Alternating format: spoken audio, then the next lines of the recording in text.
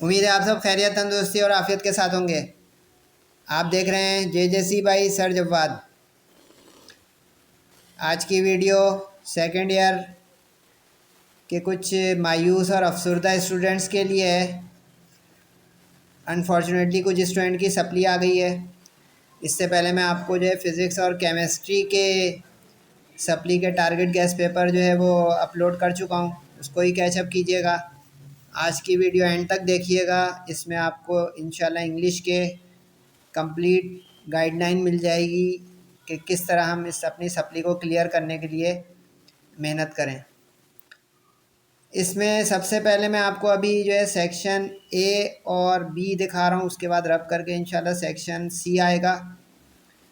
Section A जो है उसके अंदर आपको MCQs दी जाएंगी और MCQs जो है वो आप तैयारी करने का तरीका होगा कि आप 15 ईयर्स से इसकी तैयारी करें, क्योंकि 15 ईयर्स के अंदर रिपीट होना शुरू हो जाते हैं आमतौर पे MCQs।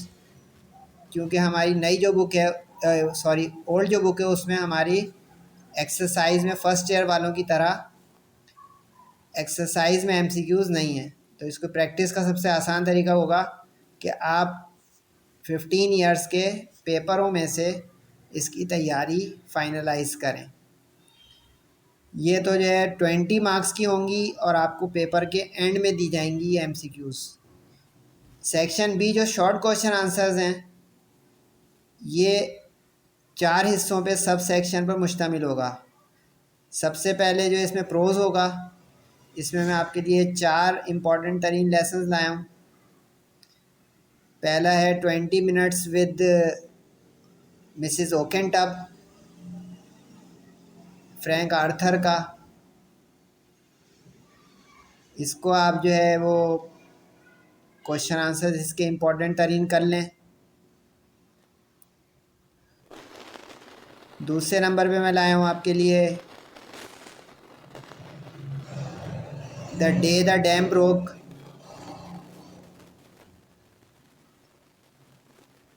जेम्स थर्बर का ये ह्यूमरस लेसन आर्टिकल है, इसके मोस्ट इम्पॉर्टेंट क्वेश्चंस कर लीजिएगा।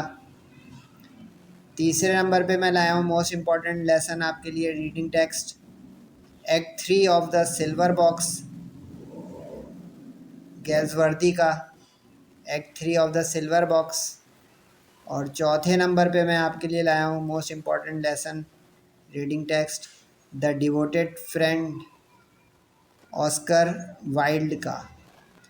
अब वैसे आपकी बुक में टोटल 10 रीडिंग टेक्स्ट हैं, लेकिन मैंने ये बहुत ही कैलकुलेटेड अंदाज में 4 मोस्ट इम्पॉर्टेंट आपके लिए प्रोस के आपका थ्रू हो जाएगा मामला रीडिंग टेक्स्ट निकालें। प्रोस का। इसके बाद पोएट्री पोएट्री का का सब सेक्शन होगा दूसरा आपका होता है। सेक्शन बी में। इसके अंदर मैं आपके लिए इम्पोर्टेंट 5 तरीन पोएम्स जो है लाया वो हूँ। 5 सबसे पोएम्स पहले लाया हूँ।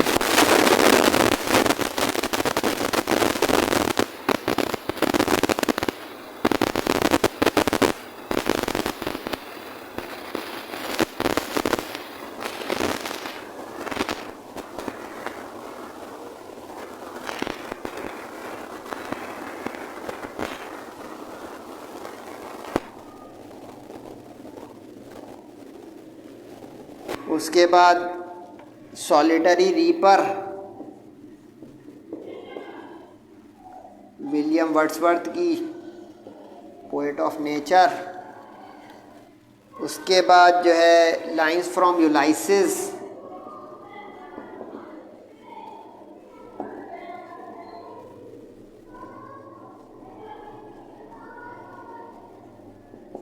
टेनिसन की। और द लॉस्ट स्टार, ये हमारे ही जो है पोएट हैं गुलाम अली अलाना, जी ए अलाना, उनकी। तो ये 5 पोएम्स हैं, टोटल 10 पोएम्स हैं। उसमें से ये मैंने 5 निकाल दिए हैं। इसके इम्पोर्टेंट तरीन क्वेश्चंस। नॉवेल प्रिजनर ऑफ जेंडा जो एंथोनी होप का है, इसमें से आप कोशिश करें कि 10 साल के पेपरों के इम्पोर्टेंट तरीन क्वेश्चंस कर लें। रिपीट होने लग जाते हैं क्योंकि काफ़ी सारे इम्पोर्टेंट क्वेश्चन 10 साल में आ चुके हैं। अब ज़रा ये ख्याल रखिएगा कि ये 10 ईयर लिखा हुआ है, वो 15 ईयर लिखा हुआ है। MCQs ज़्यादा पुरानी तक कीजिएगा क्योंकि उसमें ज़्यादा वैरायटी आती है। ग्रामर का जो सब सेक्शन है उसके अंदर वर्ड मीनिंग भी आती है। एक चीज़ और साथ साथ लिख लें, इसमें आपको शॉर्ट क्वेश्चन आंसर्स जो हैं 10 अटैम्प्ट करने होंगे 15 में से, और ये शर्त होगी कि 2 part minimum from each sub section. ये एक ऐसी गलती करता है स्टूडेंट जिसकी वजह से उसको जो है कभी पता ही नहीं चलता कि उसने कुछ क्वेश्चन अपने कैंसिल करवा लिए टीचर से जो असेस कर रहा है। इंस्ट्रक्शन काइंडली ज़रूर पढ़ा करें हर सब्जेक्ट की, जो ऊपर नोट लिखा हुआ होता है। यानी आपको हर सब सेक्शन में से 2 सवाल ज़रूर करने हैं। ये नहीं कि मुझे प्रोज में से मेरे याद किए हुए नहीं आए तो मैं सारे नीचे से 10 पूरे कर लूँ, ऐसा नहीं कर सकते आप। उसको बहुत सही रखें। जिनकी सप्ली आई हुई है या अगले साल भी जो देंगे, एनुअल के लिए भी आप लोग मुझसे रब्ता कर सकते हैं, जो रेगुलर स्टूडेंट इस साल के अपीयर होंगे। तो 2-2 हर सब सेक्शन में 2-2 क्वेश्चन ज़रूर करने हैं। 2 + 2 + 2 + 2। इन 3 ऊपर वालों में तो 4-4 पार्ट होंगे, यानी इसमें 4 पार्ट होंगे। 2 ज़रूर आपको अटैम्प्ट करने हैं, कम से कम अच्छा है तैयारी तो 3 कर लें। इसमें भी 4 पार्ट होंगे, इसमें भी अगर अच्छी तैयारी 3 कर लें। लेकिन अब इनमें 2-2 ज़रूर करना है कि 3 + 3 + 2 + 2। इसमें भी 4 पार्ट होंगे नॉवेल वाले में। ग्रामर वाले में 3 पार्ट होंगे, तभी ये 15 बने। 4 + 4 + 4 + 3। अब जो 3 पार्ट होंगे उसमें तरीके से लिख लें क्या होगा। पहला जो पार्ट होगा वो होगा आपका फ्रेजल वर्ब का। अच्छा, ये पार्ट आगे पीछे हो सकते हैं लेकिन ये 3 ही चीज़ें होंगी इस सेक्शन में। फ्रेजल वर्ब्स वो होते हैं जो वर्ड्स फॉलोड बाय प्रीपोजिशन होते हैं, जैसे टू टेक आफ्टर, इस तरह के जो ईडियम पक्के वाले नहीं, phrasal verbs. To look out, इस तरह के। To stand by, phrasal verbs. इसके बाद दूसरा जो होगा इसके अंदर वो होगा pair of words. Pair of words का मतलब है जो सिमिलर साउंड रखने वाले होमोफोन्स जैसे होते हैं, principal principle, counsellor councillor, advice advise, Mary marry, उस तरह के पेयर ऑफ वर्ड्स होंगे। ये सेक्शन बड़ा आसान है फर्स्ट ईयर के मुकाबले में क्योंकि अभी बुक नहीं चेंज हुई है। और तीसरा होगा वर्ड मीनिंग्स का। अच्छा, वर्ड मीनिंग्स का जो होगा वो मैच द कॉलम होगा। आमने सामने कॉलम बने हुए होंगे, उसमें आपको करेक्ट मीनिंग वाला। अच्छा, इसमें कॉलम में लाइनें लगा लगा के नहीं मैच कीजिएगा। जो आपको वर्ड्स अटेम्प्ट करने हैं उस वर्ड के सामने उसकी मीनिंग लिखेंगे अपनी आंसर स्क्रिप्ट पे कॉलम बना के। इस चीज़ का भी ध्यान रखें। फ्रेजल वर्ब और पेयर ऑफ वर्ड्स जो होते हैं ये 3-3 अटेम्प्ट करने होते हैं 5-5 में से, चॉइस के अंदर चॉइस है। पेयर ऑफ वर्ड्स के अंदर एक चीज़ नोट कर लें, इसमें भी कुछ स्टूडेंट ना इल्म होने की वजह से यानी कि इग्नोरेंट होने की वजह से नंबर कटवा लेते हैं। एक पेयर में जो 2 वर्ड हैं उसके 2 सेपरेट सेंटेंस बनाएंगे आप। 2 sentences for pair of words. यानी मिसाल के तौर पर एक प्रिंसिपल है PLE वाला, उसूल वाला, और एक प्रिंसिपल है कॉलेज स्कूल वाला। तो आपको प्रिंसिपल का एक अलग सेंटेंस बनाना है और प्रिंसिपल का एक अलग। काफ़ी स्टूडेंट समझते हैं कि एक ही सेंटेंस में ये दोनों वर्ड आ जाए पेयर वाले, नहीं। यानी आपको टोटल 6 सेंटेंस बनाने होंगे। यानी कि देखें 3 पेयर हो गए ना, तो हर पेयर में 2-2 जो वर्ड हैं दोनों के एक-एक जुमले, तो टोटल 6 सेंटेंसेस बनेंगे। फ्रेजल वर्ब में आपको सेंटेंस बनाना होगा उस प्रीपोजिशन के फ्रेज का, जैसे टू टेक आफ्टर। तो अब इसका जो एक जुमला आपको बनाना है तरीके से, कोशिश कीजिए कि 1 से 1.5 लाइन वाला जुमला हो, सेकेंड ईयर लेवल का लगता हो, बिल्कुल बच्चों वाला आधी लाइन का नहीं हो। तो इस तरह भी आपको 15 में से उठाने हैं। लेकिन अच्छा, वर्ड मीनिंग कहाँ से आती है सर? वर्ड मीनिंग अच्छा, ऊपर के जो ये दोनों हैं ये तो आप 15 ईयर से कर लें, 10 ईयर से नहीं होगा। और वर्ड मीनिंग्स जो आप प्रोज और नॉवेल से करें। जो प्रोज की बुक है होते हैं और नॉवेल जिसके अंदर जो प्रिजनर ऑफ नेचर, इसमें से आपके वर्ड मीनिंग्स हो जाएंगे। वर्ड मीनिंग्स आपको 4 अटेम्प्ट करने होंगे, 5 होंगे, एक की चॉइस होगी तो 4 नंबर की 4 मिल जाएंगी आपको। ये टोटल 40 मार्क्स का आपका सेक्शन बी है। 4 मार्क्स का एक एक शॉर्ट क्वेश्चन पार्ट। अब मैं रब करके सेक्शन भी बता रहा हूँ, उसके बाद एंड में आपको ब्रीफ कर दूंगा समराइज के आपको अब क्या करना है, इसकी बुनियाद पर आप सेक्शन सी जो है उसमें भी 4 सवाल होंगे, वो चारों सवाल कंपलसरी होंगे long course.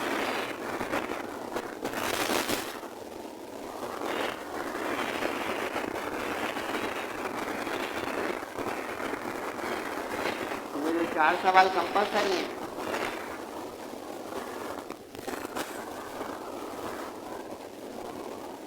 One by one बता रहा हूँ आपको, नोट कर लें। ये जो लॉन्ग क्वेश्चन है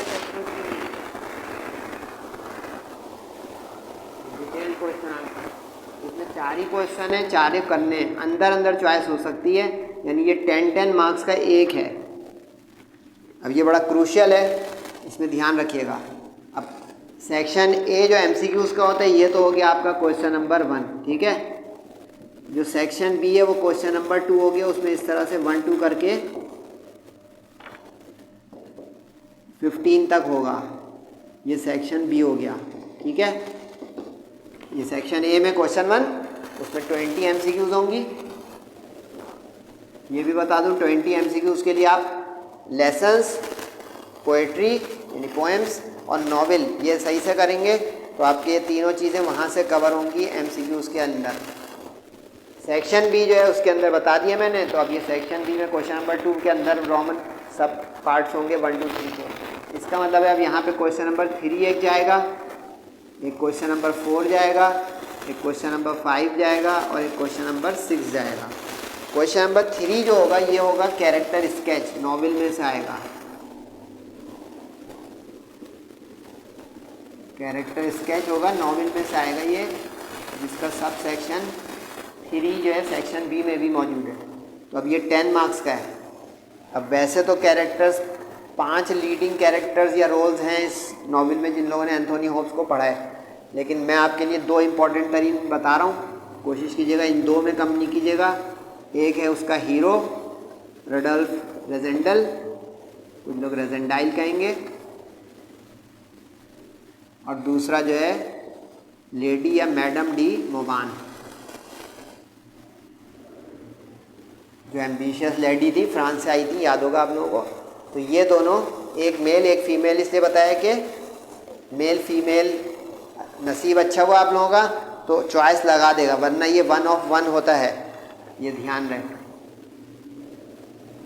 नसीब हुआ का मतलब है पेपर सेटर पे जाएगा, उसकी अपनी सवाबदीद पर है कि वो इसमें चॉइस दे दे, कि 2 नाम दे दे और उसके बीच में लिखा होगा कैरेक्टर स्केच ऑफ एनी 1।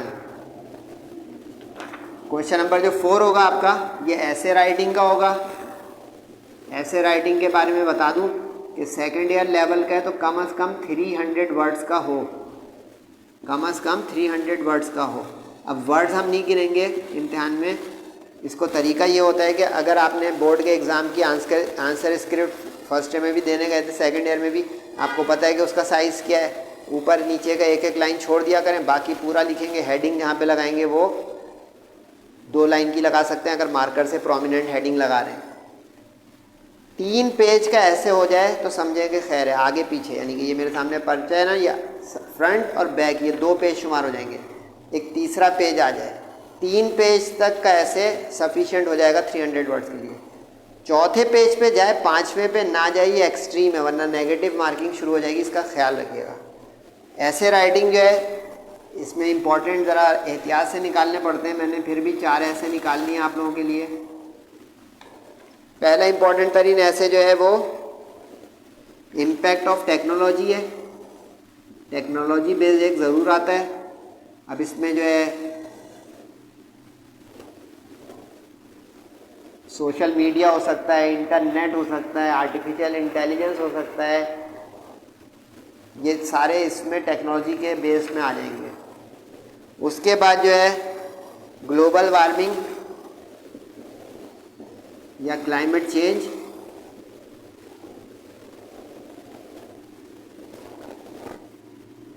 इसके ऊपर यानी एनवायरनमेंट के ऊपर एक आ सकता है, एक टेक्नोलॉजी बेस्ड आ सकता है, एक क्रिकेट या स्पोर्ट्स बेस्ड आ जाएगा।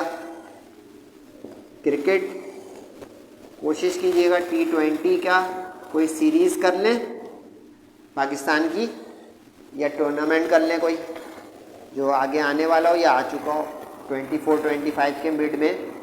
आगे का बहुत वाला नहीं अभी कर सकते, जैसे अगर दिसंबर में सब नहीं है तो चैम्पियंस ट्रॉफी को आप नहीं इसमें तैयार कर सकते क्योंकि उसका रिजल्ट ही नहीं है आपके पास फोरसाइट के बुनियाद पे कि भाई नहीं, तो वो पीछे के जो टूर्नामेंट रिसेंट हुए हों या उस दौरान हो रहे हों दिसंबर जनवरी में, उस पर आप ये तैयारी करेंगे क्रिकेट की। उसके बाद जनाब ट्री प्लांटेशन, ये यानी समझे कि जो सेकंड है उसके परेशानी को ख़त्म करने के लिए इम्पोर्टेंस ऑफ ट्री प्लांटेशन, ये तो ये इम्पोर्टेंट तरीन 4 एसेज हैं। एसेज में करना कितना होता है, 4 आते हैं, 1 करना होता है। चॉइस है बहुत, लेकिन टकराना चाहिए। अल्लाह ताला की ज़ात से उम्मीद तो है इंशाल्लाह इसमें से टकराएगा, क्योंकि ऐसे टकराता नहीं है तो बच्चे को 2-3 पेज लिखना मुश्किल हो जाता है। अपने तौर पे अगर वो इंग्लिश जानता भी है मैट्रिक तक पढ़ के तो भी उसको दुश्वारी आ जाती है। इसके बाद जो क्वेश्चन नंबर 5 है ये है ग्रामर का, ये नरेशन है, direct indirect speech, narration direct indirect speech. इसमें सिर्फ 1 वे है जो आप लोग फर्स्ट ईयर से दे के आए हैं, यानी सिर्फ डायरेक्ट से इनडायरेक्ट होगा, रिवर्स नहीं होगा। यानी इन्वर्टेड कॉमास जिसमें लगा होता है रिपोर्टिंग स्पीच होती है और रिपोर्टेड, वो 5 जुमले होंगे, 5 करने होंगे तो 2-2 नंबर का 1 हुआ। इसमें एक हिंट दे दूं, इसमें 5 जुमले 5 तरह के होंगे, जैसे एक एक्सक्लेमेटरी हो जाएगा, तो एक इम्पेरेटिव हो जाएगा, तो एक जो है इंट्रोगेटिव हो जाएगा, एक असर्टिव हो जाएगा, एक कोई यूनिवर्सल ट्रुथ का या अफर्मेटिव हो सकता है। तो इस तरह के जो है ये 5 जुमले 5 होंगे। इसकी प्रैक्टिस करें। इसकी प्रैक्टिस के 2 तरीके मैं आपको बता सकता हूँ कि ये, क्योंकि इसके नोट्स तो नहीं होंगे, ऊपर वाले के आप नोट्स भी याद कर सकते हैं, रेफरेंस बुक से भी याद कर सकते हैं, कैरेक्टर स्केच के भी नोट्स होते हैं अवेलेबल। नरेशन की प्रैक्टिस करें या तो आप 15 ईयर्स से, 10 ईयर से नहीं होगा, 15 ईयर से, क्योंकि उसमें वैरायटी आ जाएगी बहुत सारी। और प्लस अगर आपने JJC भाई सर जब बात कर रीसेंट 2024 का जब एग्ज़ाम्स हो रहे थे उसमें मैंने बहुत सारे कॉलेज पेपर्स और नरेशन की एक वीडियो अपलोड की हुई है, आप उसको जाके गो थ्रू करेंगे तो आपके पास काफ़ी वैरायटी और प्रैक्टिस आ जाएगी। तो इसकी जो है आप YouTube पे JJC की वीडियो देख सकते हैं, ग्रामर की, नरेशन की, 2024 की रीसेंट यानी एग्ज़ाम हुए थे जून जुलाई में, तो उसमें मई में या जून में जाके आप प्लेलिस्ट में देख सकते हैं JJC की।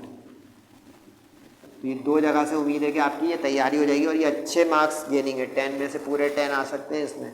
बाकी में तो कट जाते हैं। ऐसे राइटिंग में आप बेस्ट भी लिखेंगे 8 मार्क्स आएंगे, कैरेक्टर स्केच बेस्ट भी लिखेंगे 8 मार्क्स आएंगे, ऊपर जो है फ्रेजल वर्ब वाला और वो जो है वर्ड मीनिंग वाला वो पूरे दिला देगा। बाकी क्वेश्चन आंसर जितने नॉवेल के, पोइट्री और प्रोज के, वो आपको 4 में से मैक्सिमम 3 मार्क्स दिला सकता है।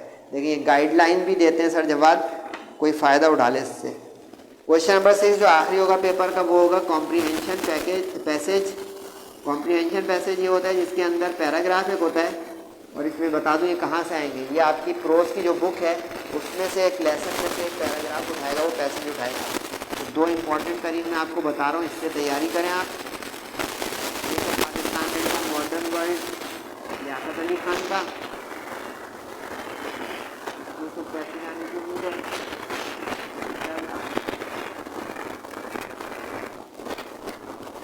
दूसरे नंबर पर reflection on the reality merchant Russell का,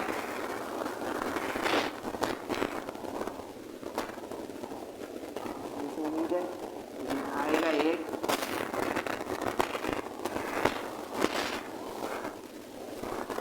एक चीज़ मिनट्स में बता दूँ, फिर आखिर में कंक्लूड कर रहा हूँ, 1 से 2 मिनट लग सकते हैं।